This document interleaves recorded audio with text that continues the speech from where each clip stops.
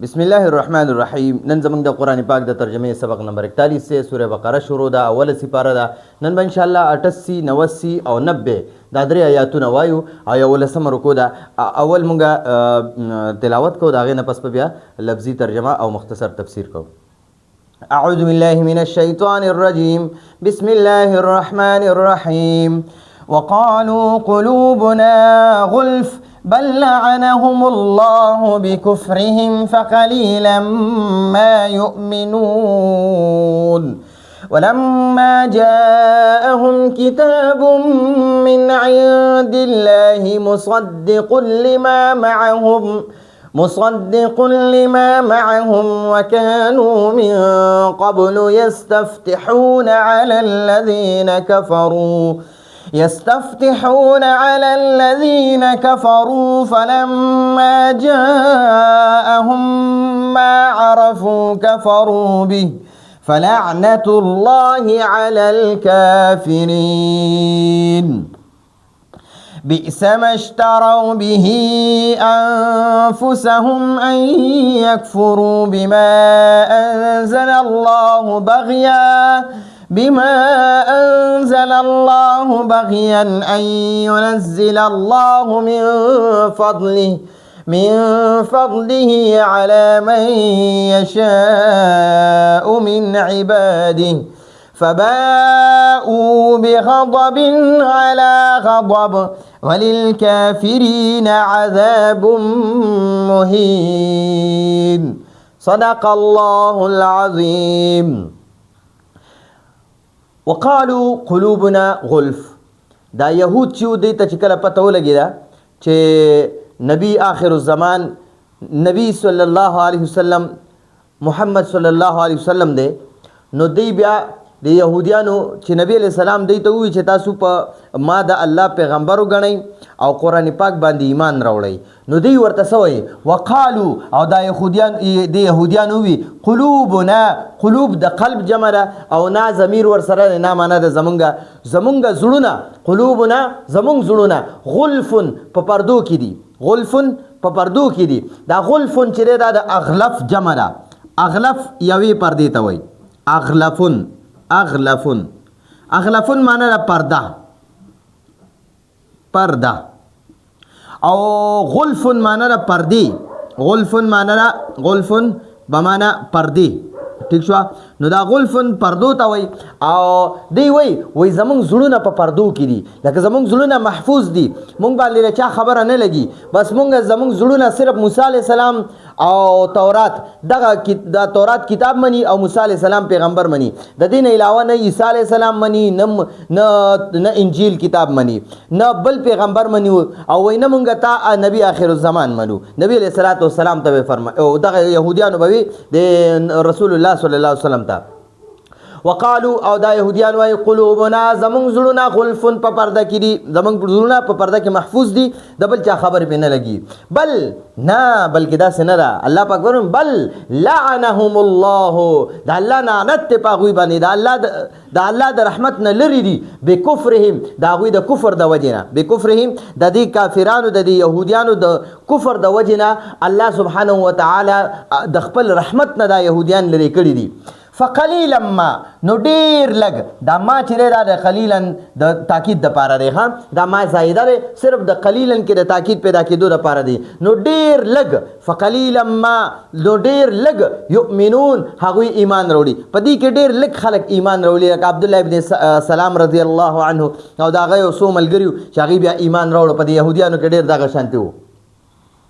ولما، او هر کله چې جاء معنا ده راغې، هم هغوی له، هر کله چې هغوی له راغې کتابون نه مراد قرآن مجید دی. چې کله کتاب الله پاک نازل کو او هغوی ته نبی علیہ السلام کتاب بیان کو. ولما جاءهم، او هر کله چې هغوی له راغې کتاب یعنی قرآن پاک، من عند الله، د الله د طرف نه، من معنا ده نه او عند معنا طرف نه او لفظ الله ته وایي د الله د طرف نه، من عند الله د الله د طرف نه کتاب راغی یعنی قرآن مجید راغی. مصدقن چې دا قرآن دا کتاب تصدیق کوونکی دی، دا رښتونی ګڼي. لما د هغه کتابونو تصدیق کوي چې هغه کتابونه رښتونی کتابونه دي د الله کتابونه دي لکه تورات زبور انجیل او نور صحیفې یادوي نو الله چې کله د کتاب نازل کو د الله د طرف نه چې کله کتاب یعنی قرآن مجید نازل شو او هغه کتاب چې مصدق یعنی تصدیق کوونکی لما د هغه کتابونو معهم چې دوی سره د يهوديانو سره چې کومو د دې په بني اسرائیل کې چې څومره کتابونه الله پاک پیغمبران لور کړو درې کتابونه تورات زبور انجیل او صحیفه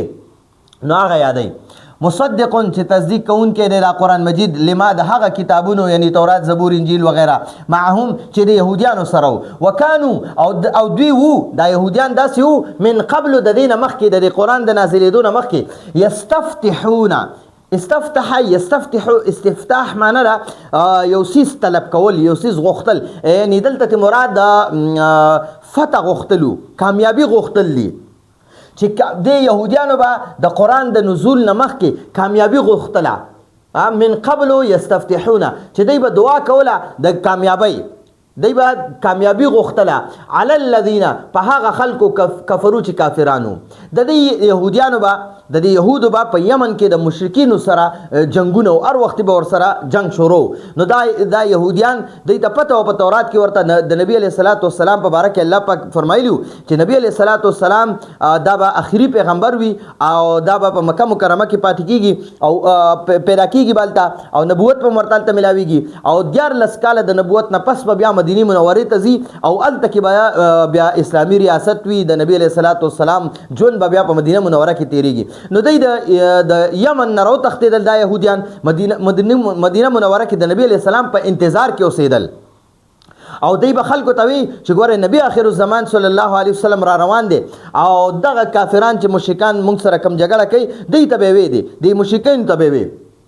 او چې نبی آخر الزمان صلی الله علیه وسلم را روان دي او اغلب الله یو کتاب ورکړي چې قرآن مجید بوي او هغه پیغمبر سره به موږ ملګری کیږو تاسو ټول کافران مشرکین به ختمو نو دا به د يهوديانو د الله نه دعا کوله یستفتحون چې د يهوديانو به دعا غوښتله اللهم انصرنا على اعدائنا ای الله زمونږ د دشمنانو په باره کې زمونږ مدد وکړي نو دا دعا به غوښتله او بمبعوث النبي آخر الزمان صلی الله علیه وسلم د نبی آخر الزمان صلی الله علیه وسلم په توفیل باندې زمونږ مدد وکړي د مشرکینو په خلاف نو دا دعا به غوښتله او دغه اوسوي وي من قبل وکانو من قبل دا يهوديان داسې وو من قبل د قرآن د نزول نه مخکې یستفتحون چې دوی به دعا غوښتله دوی به کامیابي غوښتله علی الذین کفروا د کافرانو د کافرانو خلاف د کافرانو خلاف به دوی دغه کوله دعا غوښتله فلما نو هر کله چې جاءهم هغوی له ورکړه هغوی له راغې ما هغه پیغمبر صلی الله علیه وسلم عرفو چې هغوی پیژندلو چې کوم پیغمبر صلی الله علیه وسلم دی پیژندلو یعنی په تورات کې د نبی علیه السلام صفات پیژندلیو کنه نو چې کله دی له راغې دا پیغمبر صلی الله علیه وسلم هغوی له ورکړو نه راغې هغوی له راغې ما هغه پیغمبر صلی الله علیه وسلم چې عرفو دا د فعل ماضی جمع مذکر غایب صيغه عرفو کې چې کوم واو ضمیر دی دا د يهوديانو ته راځي چې د يهوديانو په پیژندلو کفرو نو دی يهوديانو انکار وکړو به دا پیغمبر صلی الله علیه وسلم دا هغه نه انکار وکړو فلعنت الله نو الله جل جلاله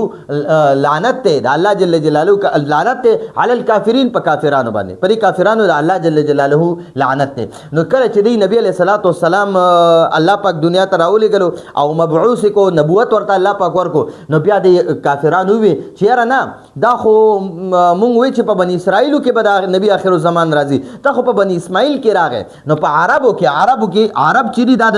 د اسماعیل علیه السلام اولاد دی دا اسماعیل علیه السلام او دا يهوديان چې دي کنه يهوديان څومره بنی اسرائیل چې نو دا د یعقوب علیه السلام اولاد خو د یعقوب علیه السلام اولاد چې هغه ته بنی اسرائیل وای بنی اسرائیل نو دی بنی اسرائیل وی چې دا نبی آخر الزمان صلی الله علیه وسلم بم په مونږ زمونږ په نسل کې یعنی په د یعقوب علیه السلام په نسل کې راځي په مونږ بنی اسرائیلو کې به الله پاک دا نبی آخر الزمان صلی الله علیه وسلم را لېږي خو چې دی ته کله پته ولګېده چې نبی آخر الزمان صلی الله علیه وسلم په عربو کې د اسماعیل علیه السلام په اولاد کې الله را لېږلی دی نو دی فوراً د هغې نه انکار وکړو مخکې خو په تورات کې وو چې یاره مونږ به بالکل د نبی علیه السلام د ملاقات دپاره په هغه د ایمان راوړلو دپاره د یمن نه دی راوتښتېدل د جنګونو نه او دوی په مدینه منوره کې د نبی علیه السلام په انتظار کې اوسېدل خو چې کله ورته پته ولګېده چې دا خو په عربو کې او د اسماعیل علیه السلام په اولاد کې الله پاک را لېږلی دی نو بیا یې د هغې نه انکار وکړو د کافرانو د یهودیانو بني اسرائیلو او دی بیا حضرت صفیه رضی الله عنها د نبی علیه السلام بیبي وه د دې پلارم د یهودیانو عالم او د دې ترم د یهودیانو عالم او دا دی وی ما یو ځل په خپلو غوږونو باندې واورېدل چې کله نبی علیه الصلاة والسلام مدینې منورې ته راغی او بیا د زما تره مو لیدو او زما د پلاره مو لیدو دا دواړه د یهودیانو عالمانو نو دی بیا دا تره مې تپوس کوي چې یاره دا کم نبی صلی الله علیه وسلم دی دا حق پیغمبر دی نو وایي دا پلار یهودي عالم ده ورته او زما دا پلار دا نبی علیه الصلاة والسلام دا حق پیغمبر دی نو بیا ته دغه ورته وي دی بل روري ورته وي دی بل رور یهودي ورته وي چې بیا خو د ده چې کم صفات په تورات کې بیان شوي هغه په ده کې ټول موجود دي د دغه ورته وي د صفیه رضی الله عنها د پلار ورته وي چې او بالکل هغه ټول په ده کې موجود دي او دا هماغه نبی آخر الزمان صلی الله علیه وسلم دی نو د ترې وي قسم یې وخوړو چې زما د په رب باندې قسم وي زما د په رب کعبه باندې قسم وي چې زه به په ده باندې کله ایمان را نه وړم نو صفیه رضی الله عنها پلار اومي وایي زه به په ایمان در راوړم نو دوی ته ښه پته وه چې نبي آخر الزمان صلی الله علیه وسلم حق پیغمبر دی خو بیا به هم د حسد او د عناد د وجې نه او د بغض د وجې نه ایمان ځکه نه راوړو چې دوی وی چې دا به په بني اسرائیلو کې پیدا کېږي نبي آخر الزمان صلی الله علیه وسلم خو هغه خو الله پاک بني اسماعیل کې الله پاک پیدا کو په عربو کې الله پاک پیدا کو نو دلته کې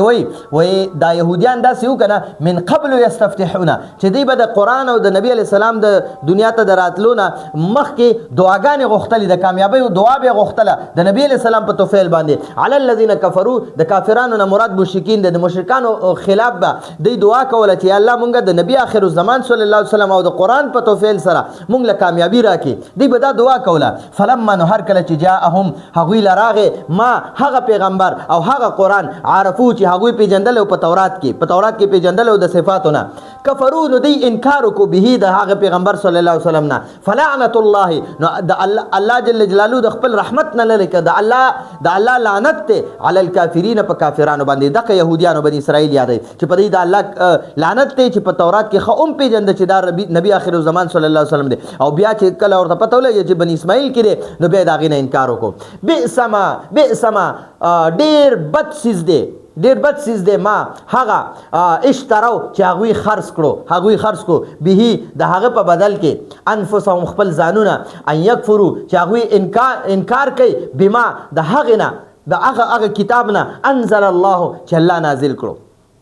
نو دی بیا خلکو ته به وي او د نبی علیه السلام صفات به پټول او خلکو به ورله پیسې ورکولې نو دلته کې وایي بئس ما اشتروا به انفسهم ان یکفروا بما انزل الله ډېر بد څیز دی چې دوی خرڅ کړو د هغې په بدله کې خپل ځانونه او کفر اختیار کو بما انزل الله د هغه کتاب د هغې کتاب په مقابله کې چې الله نازل کړو بغیا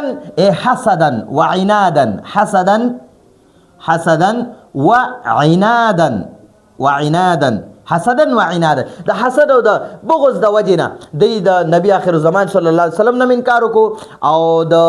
قرآن پاک نه انکار وکړو ای ينزل الله چې الله جل جلاله نازلی من فضله د خپل فضل په خپل رحمت سره علی من یشاء علی من په هغه چا باندې یشاء چې الله پاک وغواړي من عباده د خپل بندګانو نه یعنی دا پیغمبري او دا نبوت الله هغه چاله ورکوي په خپل فضل سره چې په خپلو بندګانو کې ورته کم ډېر محبوب وي او کم ته الله وغواړي فباءو نو دا یهودیان الله پاک اخته کړل بغضب په غضب کې الله په غضب کې اخته کړل په دوه غضبونو کې الله دی اخته کړل بغضب علی غضب د غضب د پاسه په غضب کې الله اخته کړل نو یو غضب سو فباء نو دی الله پاک اخته کړل دی الله پاک مبتلا کړل بغضب په غضب کې د عیسی علی السلام او د انجیل نه چې انکار کړو نو په هغه غضب کې الله اخته کړل علی غضب او په بل غضب چې د قران نه او د نبی آخر زمان صلی الله علیه وسلم نه انکار وکړو نو فباء بغضب علی غضب د غضب د پاسه په غضب کې الله پاک اخته کړل په دې باندې الله غضب دی او تر قیامت پورې به دی ذلیل او رسوایی وللکافرین او د کافرانو د پاره یعنی د یهودو د پاره عذاب مهین یا څوک چې د قرآن نه انکار کوي د نبی آخر زمان صلی الله علیه وسلم نه انکار کوي عذاب مهین د هغوی دپاره ذلت والا عذاب دی وللکافرین د کافرانو لپاره عذاب مهین عذاب دا موصوف دی مهین ذلت والا ذلت یعنی رسواکن عذاب دی عذاب موصوف او مهین ولا صفت دی نو موږ به د دې معنا کوو رسواکن عذاب دی دغه خلکو لپاره یا ذلت والا عذاب دی د دغه خلکو لپاره چې د قرآن نه او د نبی آخر زمان صلی الله علیه وسلم نه انکار کوي یا د عیسی علیه السلام او د انجیل نه انکار کوي یا داسې د نورو پیغمبرانو نه انکار کوي نو د هغې لپاره سخترین عذاب به وي د قیامت په ورځ باندې